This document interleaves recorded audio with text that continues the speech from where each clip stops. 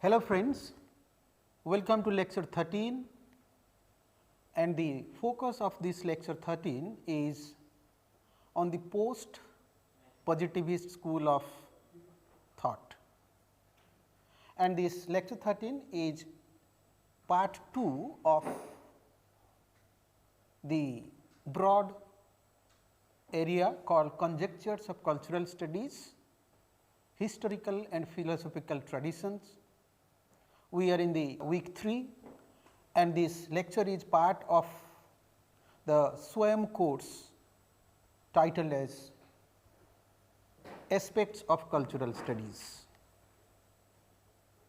The objective of this lecture is to acquaint students with the emergence of post positivist scholars and intellectuals, particularly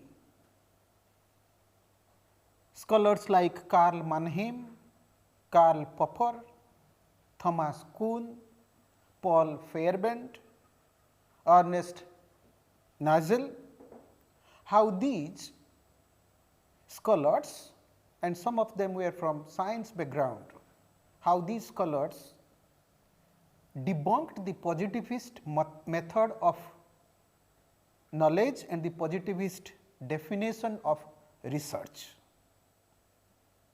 So, learning what these post positivist scholars said about the nature of knowledge would enhance or would embellish students with the ideas and the nature of knowledge around us. If you remember, positivist school emphasized on methodological learning. They emphasized on experiential knowledge, empiricism, and they also emphasized on strict rules, regulations, experimentations, observations, data, facts. For example, how Herbert Spencer in sociology would give an organic theory or view of society, or how Auguste Comte, Durkheim, or even Karl Marx would have positivist approach to understand class, society, groups, families, institutions, even marriage. And they were basically more influenced by the scientific temper, which, as you know, is all about methodology, experimentation, observations, facts. But in 1930s, 1940s, 1950s, 1960s, if you remember, this was the time for phenomenology and time for cultural studies. 1930 you had in Frankfurt School of Critical Theory, 1960s you had in Birmingham Center for Contemporary Cultural Studies.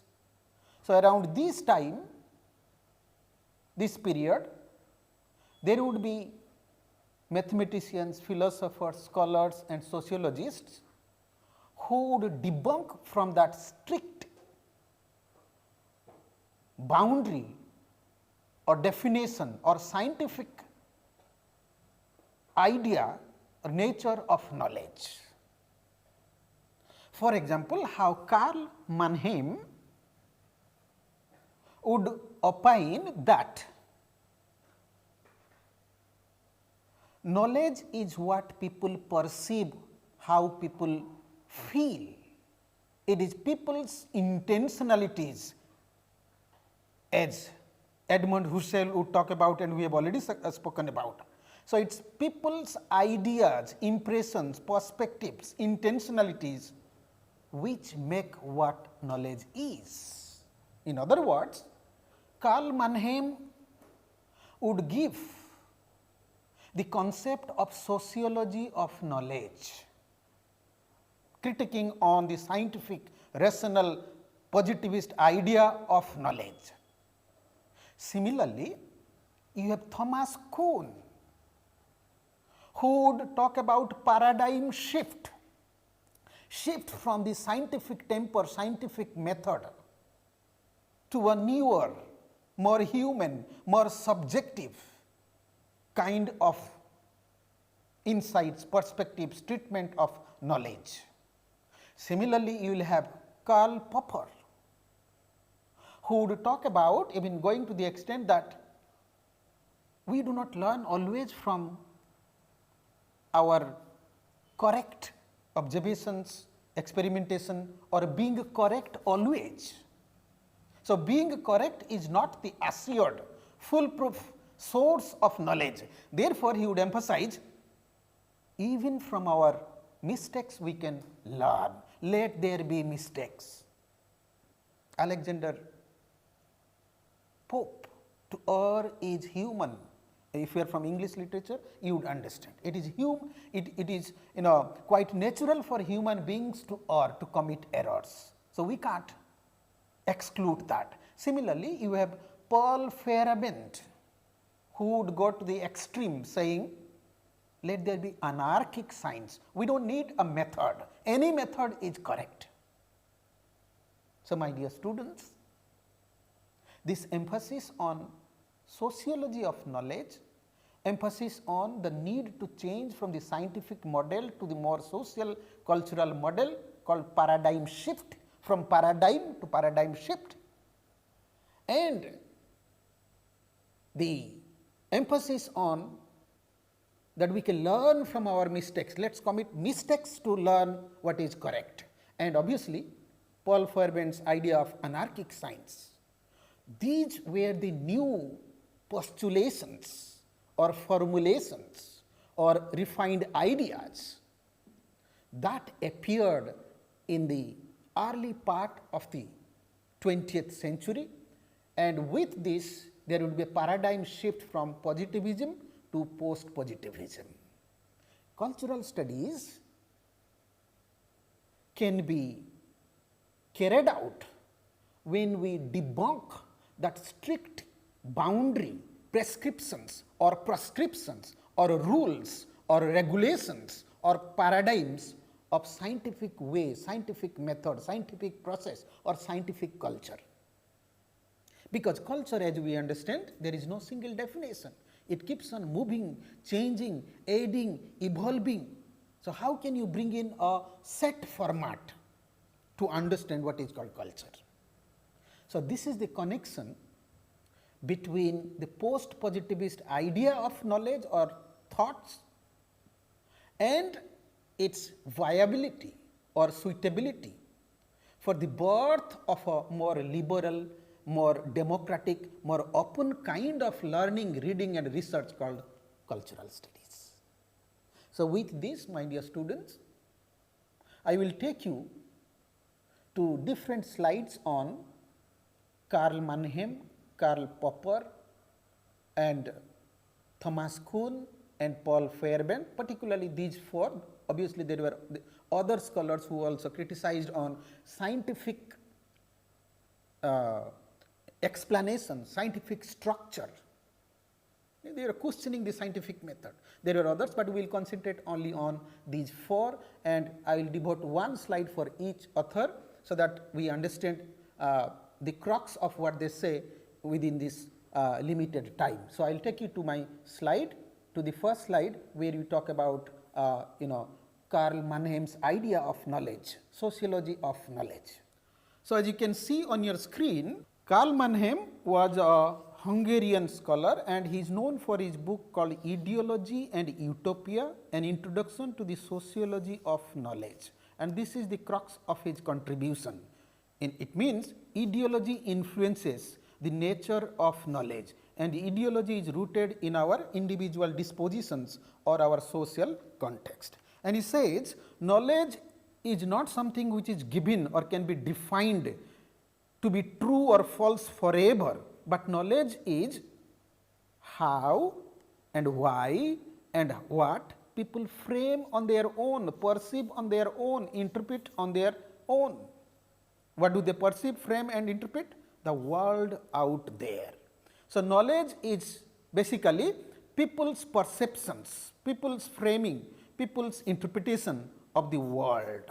So, this idea is borrowed from Edmund Husserl's idea, as we are talking in the previous lecture. There is a natural world, our everyday life, everyday world. We act, we say, we dream, we think, we feel, but the natural world is not out there for you. Though we do not think how it is there or what it is, but this natural world is better explained, better understood, better felt by the philosophical attitude. So, knowledge is not the natural world, knowledge is our philosophical attitude. This is what is the phenomenological insight into knowledge, and this is what is being borrowed from the phenomenology, Edmund Husserl and others, as we have already spoken, to apply it to science and the nature of knowledge that was dominating before the post-positivist school. So, you can see phenomenology is the source of these radical thoughts towards a more social human definition. So, that is the connection I am drawing for you here to understand not only Karl Mannheim and sociology of knowledge, but how sociology of knowledge is rooted in that phenomenological thought. Anyway, let us go to the slide. So, he says sociology of knowledge reveals the impact of ideologies. That is, if you decode what are the social contexts, social backgrounds, cultural backgrounds, you will find that knowledge is influenced by one's own ideology. As I said, if you are a Marxist, if you are a leftist, if you are a rightist, if you are in Occident, if you are in Orient, if you are a male, you are a female, or no, all kinds of ideological positions or experiences can be brought in to define what knowledge is. So, it is basically not knowledge as given, scientific, rational, logical, but knowledge is sociological or cultural, or we call it cultural construction of knowledge, like Simone de Beauvoir spoke about, right. A woman is not born, but a woman is made. So, woman is not a purely biological thing, reductive, clinical or medical definition of an individual called female, but much of femininity or womanhood or being woman can be attributed to the culture. And Carol Hanisch also talks about personal is political. So, our identity is cultural, similarly our knowledge is also cultural. And then he says the world is not given to people simply by our senses, the 5 senses we use to perceive.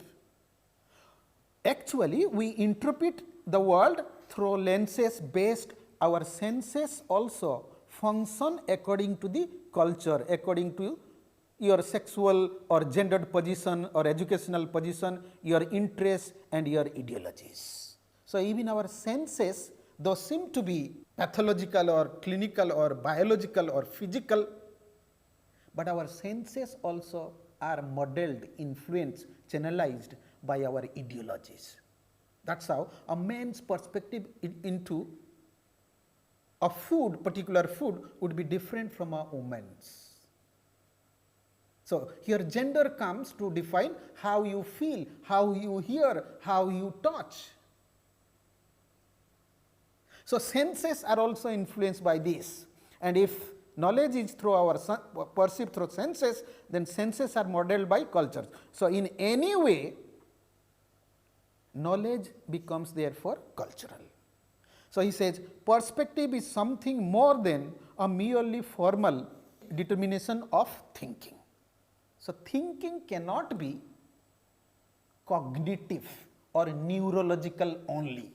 Our cognitive power or potential is also culturally influenced, and that is how cultural studies opposes that Descartesian cogito ergo sum, I think therefore I am, or John Locke's idea of tabula rasa. Our mind does not function only biologically. Our biological function is also functioning is also modeled by cultural things. So, knowledge which for the scientist is a pure rational logical cognitive output is reductive.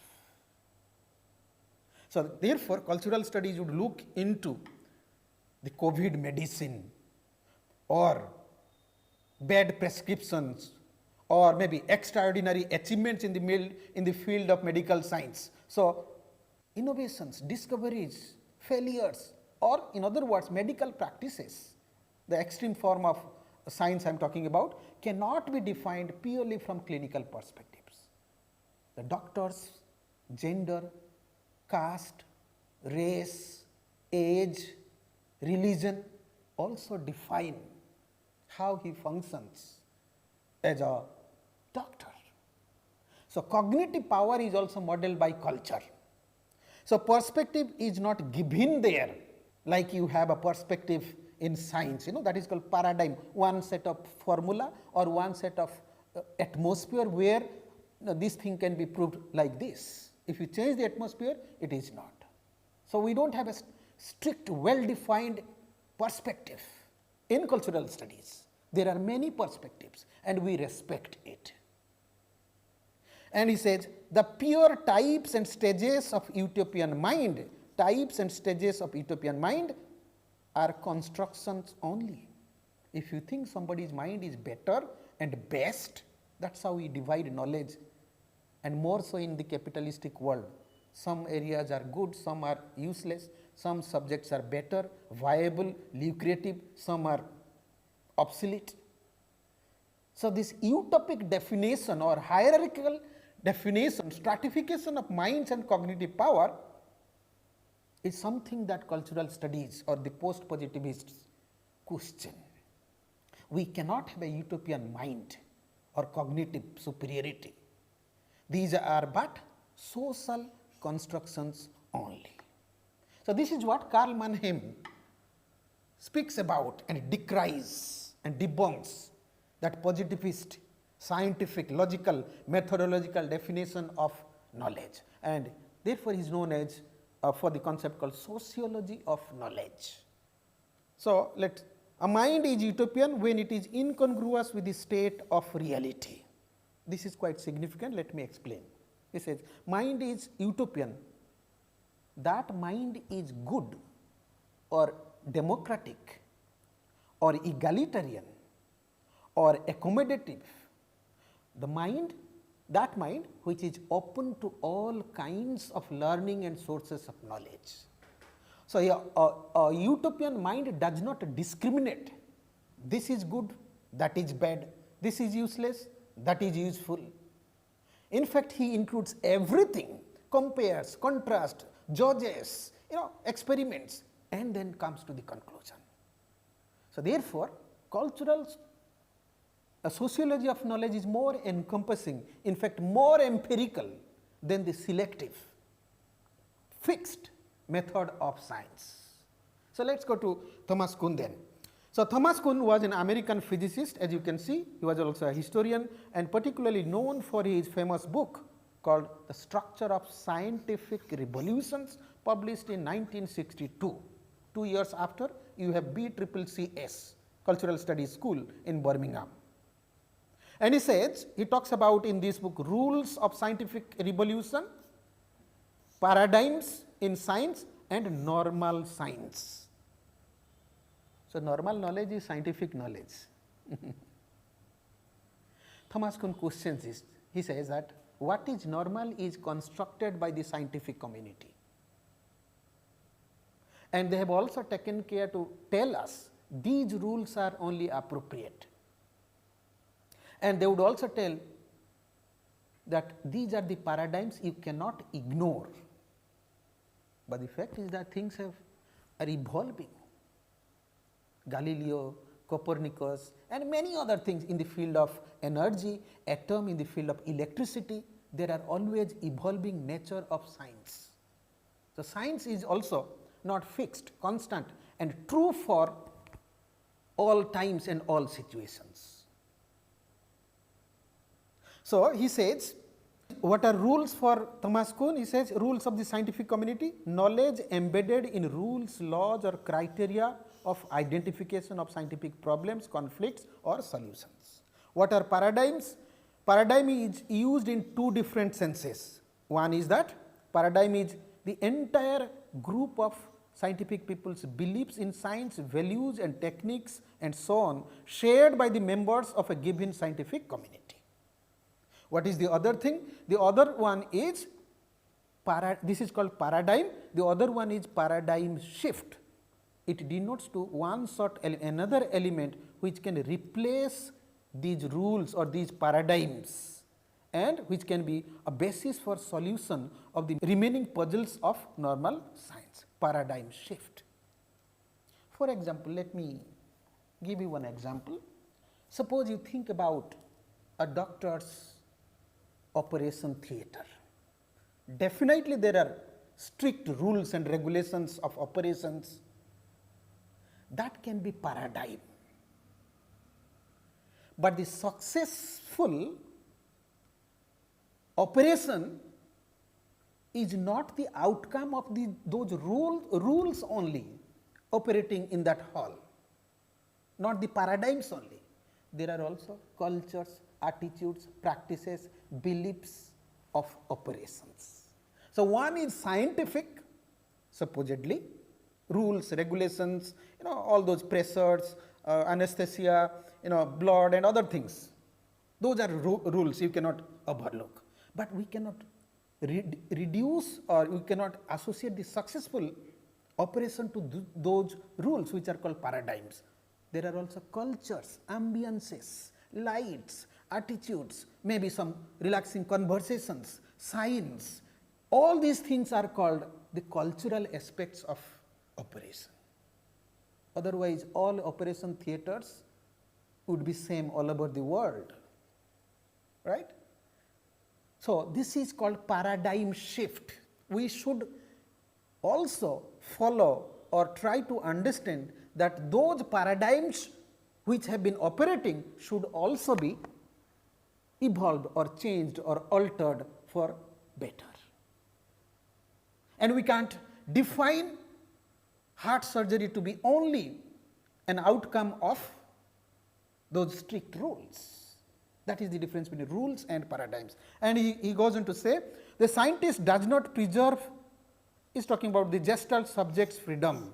Gestalt subject is the subject who is perceiving knowledge. For example, I am a gestalt now. Now, I should use my back and forth knowledge, my memory, my background as well as the rule of lectures or the rules of teaching pedagogy. This is called the flexibility or the paradigm shift. And he says, the transfer of allegiance from one paradigm to another paradigm is a conversion experience. So, one heart surgeon is different from another heart surgeon, and we talk about hands. That doctor's hand was very successful, very good, very lucky. Sometimes we talk in terms of fate like literature people. His hand is very lucky hand, right. So, this shifting from paradigm to paradigm, from strict rules to the cultural conditions is called paradigm shift, and that should also be considered in defining or assessing what is knowledge, what is truth and what is reality, for example. So, there is paradigm which cannot be flexible, we should follow. In the normal science, they see we cannot relax the rules, otherwise the test will fail, and this is the truth, this is the rules, you cannot change. So, that is called paradigm, but Kuhn says no paradigm remains same or cannot be foolproof or fruitful or successful or appropriate forever. Beyond the paradigm, there are other things, cultures, ideology, all such things. Think about this COVID vaccine. The whole world was caught in politics, or which is called biopolitics, regarding the nature and the successful, the fruitfulness of the vaccine. So, there were much about the cultural things about the COVID vaccine than pathological or clinical aspect of COVID vaccine. So, COVID vaccine is not part of science only, it is also part of our culture, urgent, emergent culture. So, this is a conversion experience. We keep on changing from rules to one paradigm to another paradigm. So, paradigm is inflexible box, and paradigm shifts or paradigm shift is flexibility, being accommodative and being novelties, and this is where creativity begins. Just you see, think about the size, the color, the texture of tablets, or the cover of some medicine or some medical appliances. Don't you think they are also significant in understanding the medical culture and the medical practices? So, creativity is also part, flexibility is also part of science, and therefore, Kuhn was telling that how the scientific community has described their scientific progress, scientific revolutions, and he was questioning them that they have defined on their own for the purpose of keeping their science normal and unto themselves, and they also take care, they say scientific communities, they take care that their paradigms are sold and believed by the people. This is what he challenged. Let us see what Karl Popper, another post-positivist, says. So, I will take you to the next slide. Karl Raimund Popper was an Austrian British, and he is known for his book called Conjectures and Refutations, the Growth of Scientific Knowledge. If you are remembering, scientific revolution, scientific knowledge and scientific explanations, these things were questioned by the post-positivists, and here it is the growth of scientific knowledge. And Popper says knowledge cannot start from nothing, not from tabula rasa. Knowledge is created by society. Our mind is being imprinted by our social interactions, nor yet from observation only. The advance of knowledge consists in the modification, alterations, evolution, changes of earlier knowledge. So, one set of knowledge is rewritten or modified by previous knowledge, and that set of knowledge remains to be modified by the future knowledge. So, knowledge therefore is not fixed, it is always evolved, changed. There is no criterion of truth at our disposal. Clarity and distinctness are not criteria of truth, but such things as obscurity or confusion may indicate the error. If you consider that this formula is very clear, there is no confusion, it is written in very clear language, and you think that because of its clarity it is true.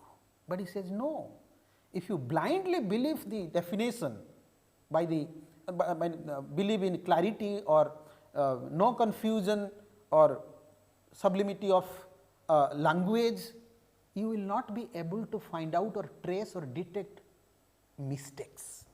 If you are confused, if you are doubtful, you may come across or stumble upon mistakes. So, it is not clarity which leads to truth, but it is your confusions, your doubts which may lead you to truth. So, let us be erroneous, let us commit errors to find the correct thing. Similarly, coherence cannot establish truth, but incoherence and inconsistency do establish falsehood. My dear students, if you remember that phenomenology class, I was talking about textual indeterminacies. If the writer writes everything in clear terms, you should not take it as true, or that is the good piece of writing, or he is a good writer. On the other hand, a writer who leaves something for the reader's imagination, or who creates gaps, confusions, inconsistencies, indeterminacies, would always lead to larger truth or larger truths. For example, you do not have truth in singular in cultural studies or in phenomenology, you have so many truths. In philosophical term, there is only one truth, but in phenomenology, in cultural studies, there are so many truths, practical truths. And he says there is no more rational procedure than the method of trial and error. This you know, of conjecture and of reputation. Let us guess, let us be in doubt, let us try, commit errors, trial and error, that will lead you to the truth. And he says these conjectures, what are these conjectures?